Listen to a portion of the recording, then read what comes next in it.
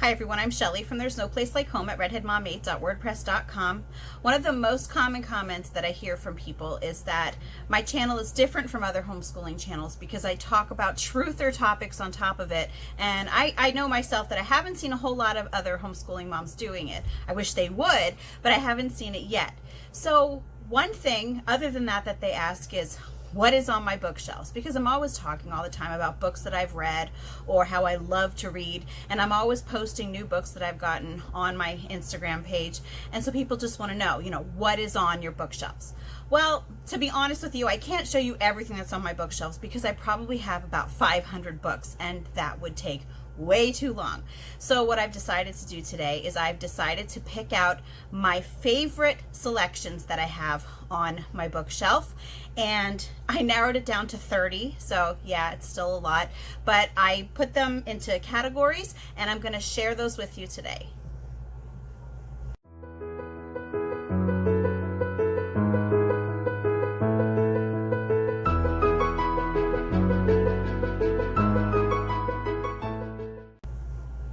All right, one thing that I want to point out right from the beginning is that of the 30 books that I'm going to be sharing with you today, these are the 30 books that I am the most excited to have on my shelf at this point in time.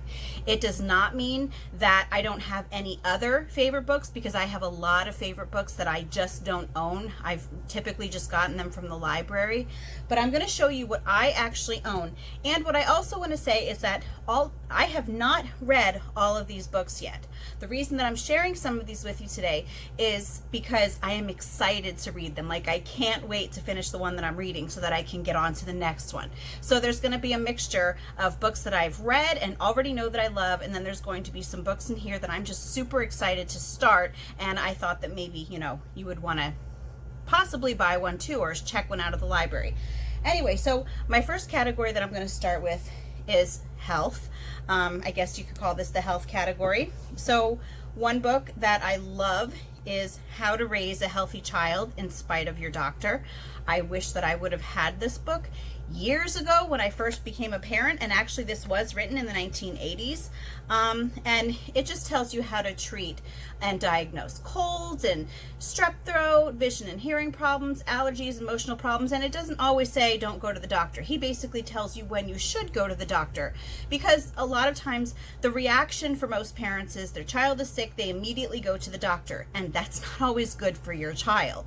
So he gives you a really good reference into when you should and shouldn't go to your doctor, and he has a lot of really interesting views and opinions on vaccines. All right, so another one that I just got, I haven't read this one yet. This is one that I'm excited to read, Dissolving Illusions. And this one is about disease, vaccines, and the forgotten history. It's by Suzanne Humphries. I got this one because so many people recommended this to me. And I first started researching these things in 2017. Up until that point, I was one of those parents who just blindly did whatever the doctor said. And unfortunately, I've learned the hard way not to do that. So Dissolving Illusions is the next one. And so my third and final one in the health section is just Miller's Review of Critical Vaccine Studies. So yeah, isn't it sad that I have to say it that way? But anyway, yeah. And so what it basically does is it summarizes different studies that they've done on all of the vaccines, and it kind of puts it in layman's terms for you, but it also gives you the citation so that if you want to look it up, you can look it up yourself as well. All right, so now I'm going to move on to the education section. Now, I'm keeping education and homeschooling separate, just because to me, when I say education, I'm talking more about the truth of the education system, the reality of the education system, the history of the education system, and homeschooling is something entirely different to me. So in my education category, first I have what's happening in our schools. None dare call it education. And this is the documented account of how education reforms are undermining academics and traditional values. So this is an excellent book as well. It's got a lot of really neat quotes in it that I often will put on Instagram. One of them is by President Theodore Roosevelt: to educate a person in mind and not in morals is to educate a menace to society. So that's that one. Now, the one that I am currently reading right now, and one thing that I have to point out is that I literally got this book like a couple weeks ago, and look at it already. I'm not one of those people who keeps all of their books pristine. My books are dog-eared because I take notes in them. I turn down the pages. I turn them back like this when I'm reading so that I can hold it with one hand. So yeah, my books are well loved, but they are read, and that's what matters. So anyway, whoever controls the schools rules the world. This is so eye-opening, and it really gives you an inside look into how the school system has been taken over, and how, as I've mentioned before, the school system does have its own religion, and it is intent on pushing Christianity out of the picture, but schools do have a religion. So this is an excellent read. Now, I've talked about this one so many times. I'm sure that you were expecting this. The Underground History of American Education.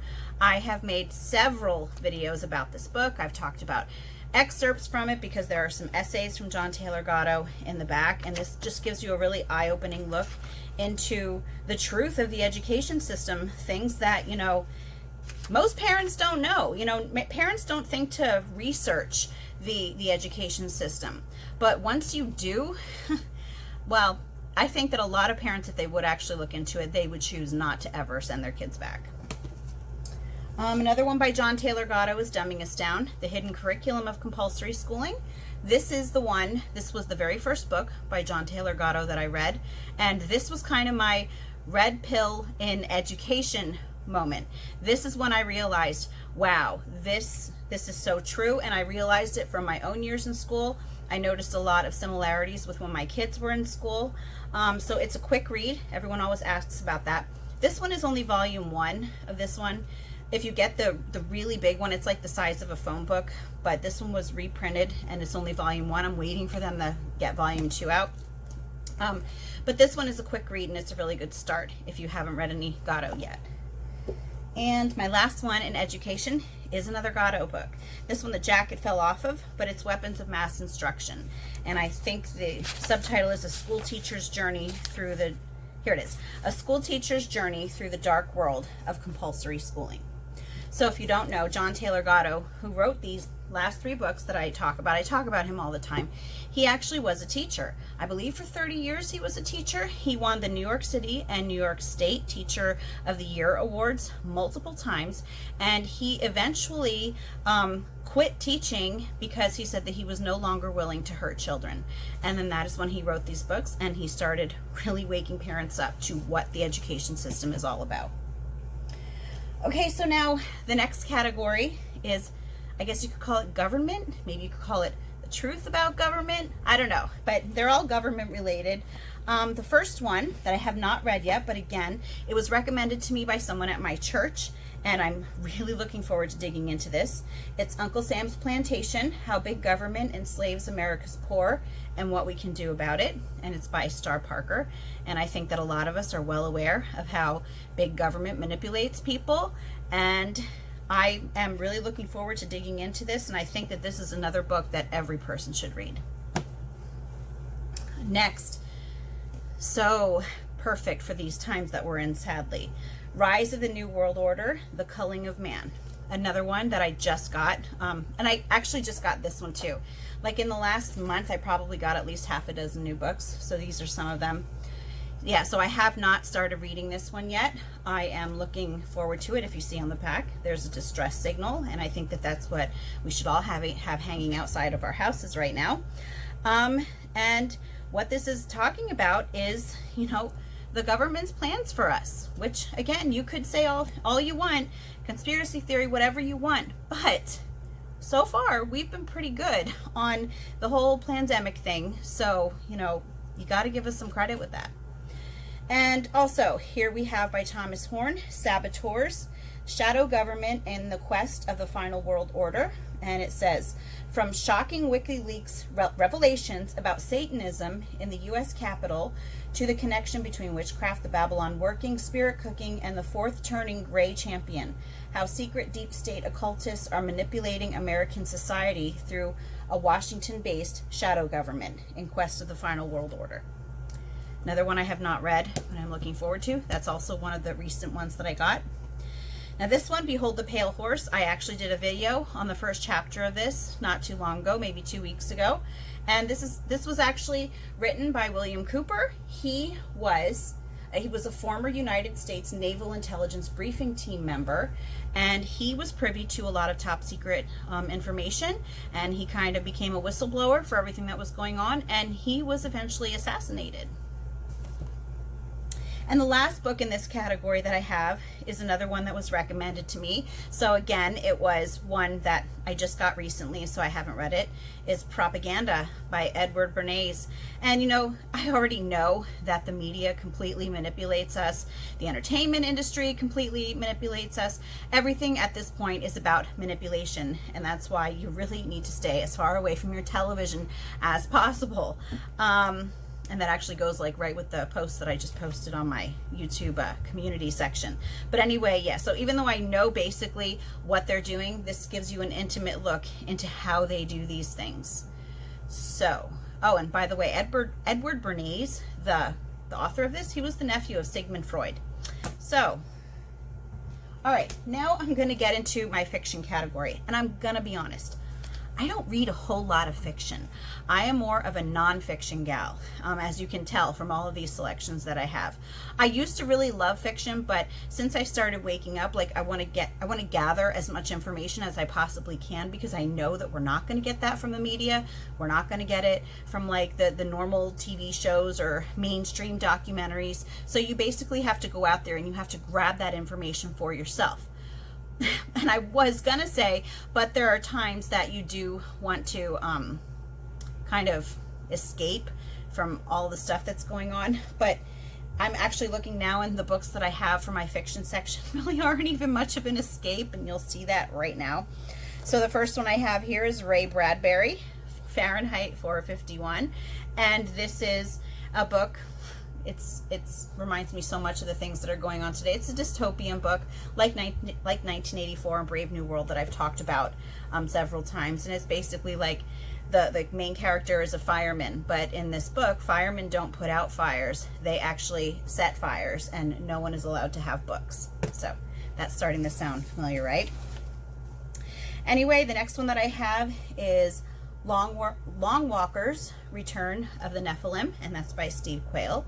And I love Steve Quayle's writings. I actually have a little creatures book by him too, which I did not include over here. I should have, but that one also I really enjoyed. That one is more of a nonfiction though. And then the last fiction book that I have here, which unfortunately it's not seeming too much like fiction to me anymore, is Glenn Beck's Agenda 21, Into the Shadows.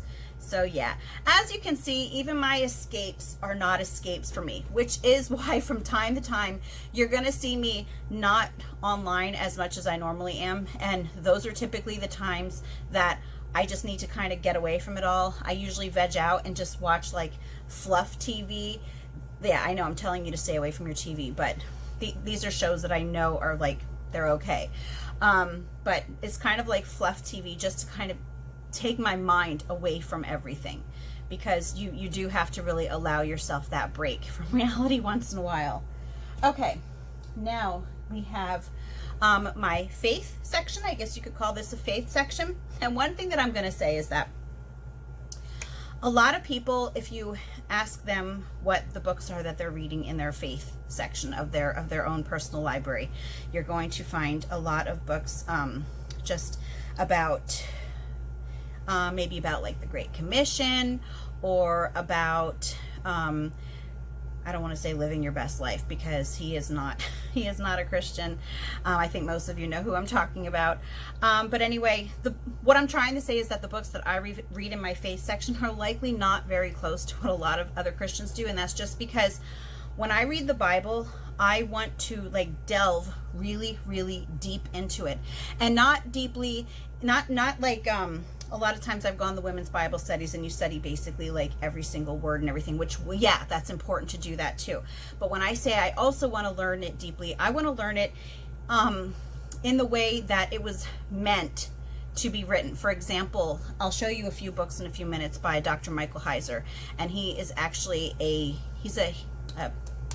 expert in Hebrew, and he is an expert at reading into the Bible how the people who wrote it saw it. So the worldview of the people who wrote it. Because the thing is that the way that we read the Bible nowadays, we are kind of looking at it from a Christian worldview. And the Christian worldview does not always mesh with the way that the people who were actually writing it, what their worldview was. So a lot of times the things that we're seeing in the Bible are not what the people were seeing when they wrote it. And I think that it's important that you understand that. You know, that's huge. Anyway, so this is not one of Dr. Heiser's books, but I have it on top. But this one is really good too. As It Was in the Days of Noah, Warnings from Bible Prophecy About the Coming Global Storm. Another one that is really, really relevant right now. Now here's the first book I ever read by Dr. Heiser. Reversing Hermon, Enoch, the Watchers, and the Forgotten Mission of Jesus Christ. If you have never read any of his books, you can actually catch some of his lectures on YouTube. And that is actually where I came across him the first time. He was talking about having a biblical worldview rather than a scientific worldview. And he was amazing, and that was when I started checking out his books. So definitely check out Dr. Michael Heiser. Here, I'll just do his other ones right away. They're not on top here, but I just got this one of his. This is what the Bible really says about the powers of darkness, demons. And this is something that a lot of churches don't really want to delve too deeply into. But the fact is that they're in the Bible. And if it's in the Bible, it's important. And so this is not going to get into all of the paranormal stuff and all of the little folk tales and legends. This is just goes into specifically what the Bible says about them. No fluff added. I have another one like that, but this one is angels. What the Bible really says about God's heavenly host. And you're not going to see like all this chicken soup for the soul kind of stories about angels and, you know, the little fluffy stories. This is specifically what the Bible says about angels.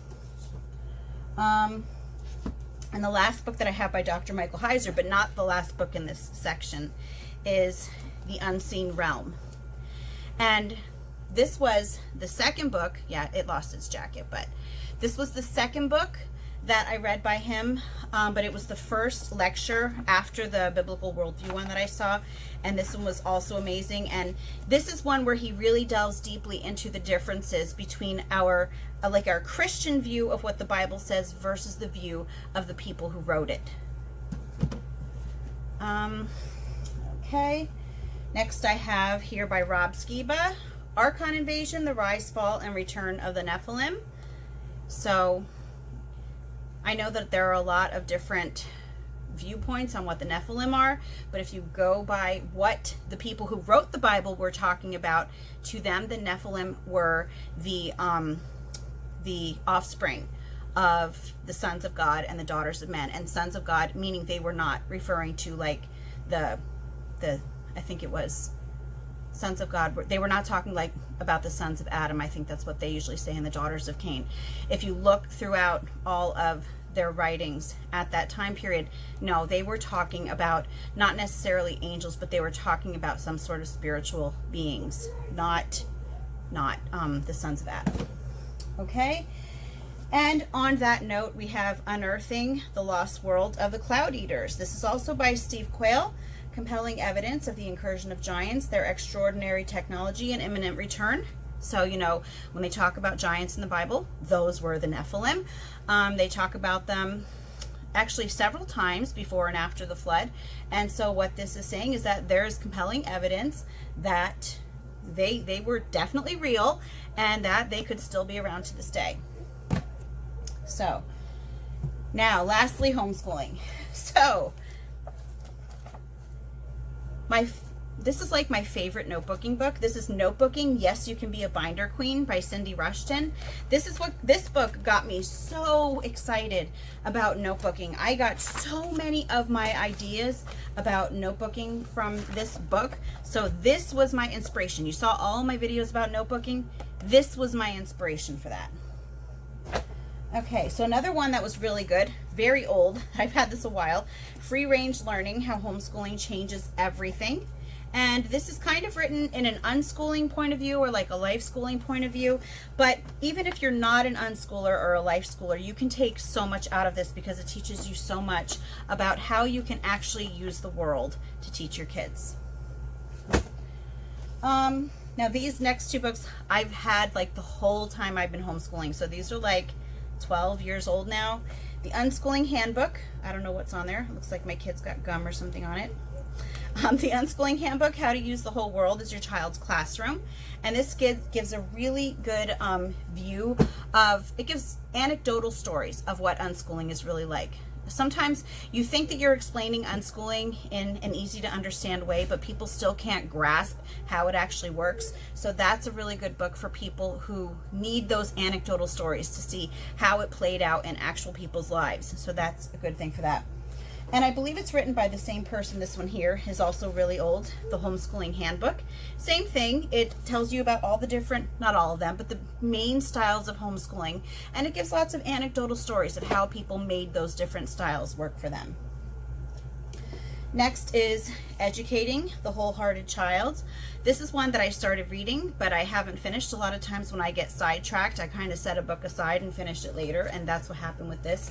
But so far, what I have read from this has been really inspiring, and what they're basically trying to do is to get you to educate, like not just focus so much on the school aspect of it, but focusing on the relationship with your child and your whole child, not just, you know, the school part.